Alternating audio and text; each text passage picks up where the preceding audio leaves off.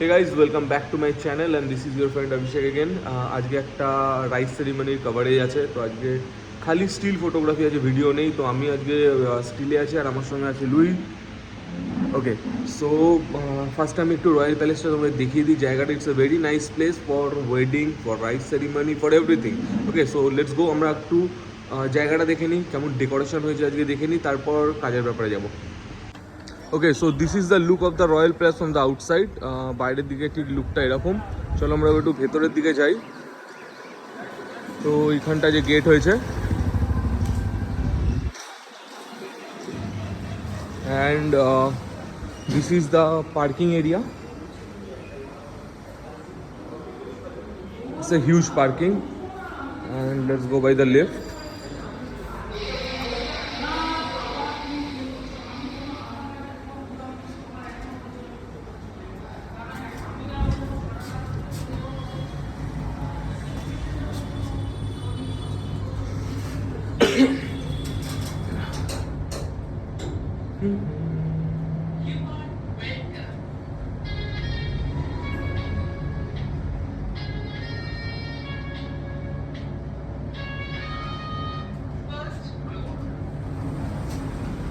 Okay, so this is basically the banquet. এটা আজকে first ফ্লোরে।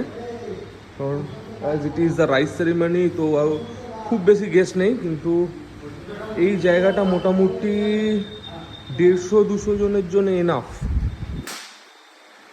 আর ওয়েট, এটা হচ্ছে আজকে ডেকোরেশন। এখানে বাচ্চা বসবে বা এরম, মানে একটা ব্যাকড্রপ টাইপের। আচ্ছা, এই জায়গাটা হলদির জন্য করা হয়েছে হোপফুলি, আমি এখনও জানি না, but this is the haldi set up, মানে গায়ে হলুদের জন্য।